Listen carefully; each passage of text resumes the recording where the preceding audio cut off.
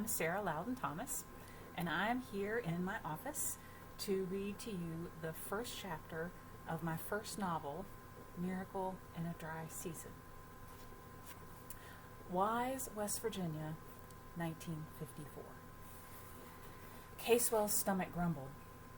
He hoped no one in the surrounding pews could hear it. He'd thought to eat some warmed-over biscuits this morning, but the barn cat had slipped into the house and found the bread wrapped in a dishcloth on the back of the stove. Even though most of a biscuit remained, Casewell knew better than to eat after a cat. His stomach growled a little louder, and he wondered what he could rustle up for dinner. Normally, he'd have Sunday dinner with his parents, but they were visiting his aunt who had lost her son, his cousin Harold, in the Korean War a good 2 years ago. She had yet to get her feet back under her, as his mother put it, so they visited when they could. In the meantime, Casewell would fend for himself. He could scramble an egg and fry a potato, but he'd burned more than one pot of beans, and his attempts at biscuits and cornbread never browned right. He'd always assumed he'd leave his parents' house for a home with a wife in it, but at the advanced age of 35, he had lived alone in a house he built with his own two hands. Pastor Longbourn invited the congregation to bow their heads for the closing prayer. Casewell sighed and did as asked. The pastor could get windy at the close of service, and Casewell thought to pray for a short prayer, but decided it wasn't proper. He shifted his 6'4" frame on the hard pew to find a better position, and scratched his jaw where his red beard covered a scar that ran from his ear to the corner of his mouth. The wound had healed decades ago, but still itched from time to time. A reminder of... Casewell forced his attention to the prayer. He didn't need any reminders. The prayer was indeed long, and toward the end, Casewell's belly growled loud enough for the dearly departed in the cemetery outside to hear. He heard a giggle from the pew behind him. He dared to peek over his shoulder. A child, a little girl, perhaps 5 or 6, covered her mouth as her mother placed a quieting hand on her shoulder. The girl stilled, but she grinned at Casewell, so he forgave her giggles. He was grateful his parents weren't there to hear. His father would not hesitate to offer criticism. "Amen," intoned Pastor Longbourn, and the congregation echoed him. The pastor walked to the door of the church, and his flock began filing out past him, shaking his hand and offering compliments on the sermon. Waiting his turn, Casewell got a better look at the little girl and her mother. At least he assumed this was her mother. They were new to the church.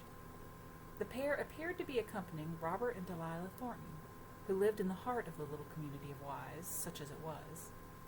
Robert kept the one small store that served the immediate area. Locals had to drive 18 miles to reach a chain grocery store, and no one there would know the local gossip, so the Thorntons did well enough. Perhaps the woman and child were family come to visit. The woman stopped to speak to the pastor, offering her hand and ducking her head. A little thing, she had corn silk hair under a scrap of a hat, rosy cheeks and pink lips. She was pretty enough, but Casewell knew pretty didn't guarantee pleasant. The little girl peeped out at Casewell from behind her mother's skirt and giggled. He grinned back without even meaning to, and there was little point in considering how pretty her mama was, nice or not, since there was almost certainly a papa in the picture. Casewell's turn to clasp Pastor Longbourn's hand finally came, and then he stepped out into the soft spring air of the churchyard, eager to make his way through the crowd so he could head home and find something to eat. He could always resort to a jelly sandwich, though it would be a far cry from his mother's Sunday fried chicken. As he walked through the crowd, Casewell caught snatches of conversation. Young when she had the child. What kind of husband would? Too pretty for her own good. Casewell fought the urge to plug his ears. As he neared the gate to the churchyard, Delilah Thornton intercepted him and grasped his arm. "Casewell, allow me to introduce my niece, Perla. She's staying with us for a time. You might remember her family. They moved from here back in 45. Casewell wondered at the slight hesitation, but then Perla stood before him, and her clear blue eyes completed the pretty picture he'd been noticing inside. She smiled, though there was something solemn lingering around her eyes. "Pleasure to meet you," he said, dredging up a vague memory of a girl with blonde curls. "And is this your daughter?" The little girl smiled up at him as she clung to her mother's leg. This is Sadie, Perla said, balancing a hand on the child's strawberry blonde curls. She has little to say, but finds a great deal to laugh at. Sadie giggled again, as if to prove her mother right. At that moment, Casewell's belly rumbled so long and loud that there was no question of pretending otherwise. Casewell felt his ears grow warm and scuffed a boot in the dirt. "I'm afraid I missed my breakfast this morning," he said, "and I had best be getting home to my dinner." He gave the group a nod and started toward the gate when Delilah said, "But your family's off visiting. I'm guessing there's not much in your cupboard. Please, come eat with us." "Right, Casewell," Robert said. "Put your boots under our table. There's a mighty fine pork roast in the oven at home, and Perla here has a knack for gathering spring greens. I know you won't get a better meal in all the county." Casewell opened his mouth to decline, but after one look into Perla's china eyes, he heard himself agreeing to go along. He blamed his moment of weakness on the promised pork roast. The group walked toward the Thorntons' 1949 Chevy sedan. Casewell admired how good it still looked after several years of use, certainly better than his beat-up 38 truck with the paint peeling off the fenders. Sadie left her mother's side and slipped a little hand into Casewell's large ruffling. She looked up at him with huge brown eyes, and he felt his heart squeeze. Whether or not the mother charmed him, the daughter certainly did. The pork roast sat succulent under a crisp, roasted layer of fat. Casewell cut his portion carefully so he got a little fat with each bite. He also ate turnips boiled and mashed with butter and cream, fresh-baked light bread, and the promised greens wilted in bacon grease. Casewell was beside himself. After eating his fill, he sighed and pushed his chair back a little. "That might have been the best meal I've ever eaten," he said. "I thank you." "Perla did most of this," Delilah said, smiling at the younger woman. "She claims she needs to work for her keep, but of course she doesn't." Perla ducked her head and scrubbed at Sadie's chin as though the speck of grease from the greens couldn't wait another minute. "And you'd best take home a mess of these leftovers," Robert said. "It's the darndest thing. Anytime Perla cooks, we seem to have leftovers for a week." Casewell protested, but not very long or loud. "Come see my dolly," Sadie said, breaking into the adult conversation. Perla shushed her daughter. "Don't be silly, sweetheart. Casewell's a grown man, and men don't take much interest in dolls." "I make it a habit not to contradict pretty ladies," Casewell said, feeling expansive, "but I'd be pleased to see Miss Sadie's dolly." Sadie jumped up, then she plopped back down. "May I be excused?" she asked. "Yes, you may, but don't keep Mr. Casewell long. We'll have some dessert out on the porch directly." These were quite possibly the only words that could add to Casewell's feeling of satisfaction with his current lot in life. He stood and allowed the little girl to lead him into what Delilah referred to as the parlor. Casewell sat on the Victorian sofa with its high back and lumpy cushions. It sloped in such a way that Casewell felt the need to dig his heels into the carpet to keep from sliding onto the floor. Sadie made a beeline for the corner where a doll sat on a block of wood with a small board propped up behind it to form a simple chair. "This is Amy," she said, retreating from the doll. "She knows my secrets." "It's important to have someone you can trust with your secrets," Casewell said. "But then you probably don't have too many yet." "Only the one about not having a daddy," Sadie said with a sigh. "Everyone else has a daddy, but Mommy says it's our lot in life to get along without one." Casewell raised his eyebrows. A widow, then. Or she was, well, surely she was a widow. He started to ask and then caught himself. What a question to ask a child. "Well, it's good to have you, Amy," he said. Then his eyes fell on the makeshift chair. "But is this all the furniture she has?" "Yes," Sadie said. "Mommy says I mustn't leave Amy on the big people furniture, so she made me this chair. I wish Amy could have a bed, too, but she sleeps with Mommy and me for now. Mommy says that's okay, since it's just us." Casewell smiled to himself, thinking that he knew how he could thank Perla for the fine meal she prepared that day. Delilah called them to the porch for dessert, huge slices of angel cake with sliced and sugared strawberries. "The chickens have taken a laying fit," Delilah said as she handed Casewell a slice big enough for 2 men. "Got to use up all them eggs somehow." Although the slice was large, it was so light and airy, Casewell made short work of it. He declined a second slice for fear he might appear a glutton. "Too bad you don't have your mandolin with you," Robert said. "A sweet piece of music would be just the tonic to settle that meal." Casewell grinned. He would play a piece of music anywhere, anytime, for anyone. Music was the only thing he liked better than a good meal cooked by a pretty woman.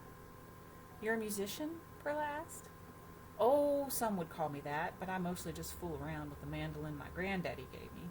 I guess it wouldn't hurt your ears." Robert laughed. "Casewell is one of the finest musicians in Hartwell County. He's being modest. We'll have to get up a dance here before too long, maybe after the spring planting gets in. You put Casewell on the mandolin, George Brower on the banjo, Steve Cutright on the fiddle, and sometimes I pitch in with the harmonica or some spoons, and you've got something you can shake a leg to. Of course, Casewell here likes them solemn tunes that wail, but he'll save them till everybody's too tired to dance."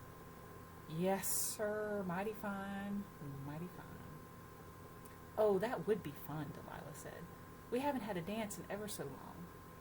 I'll start putting a bug in the ears of all the ladies as they come by the store."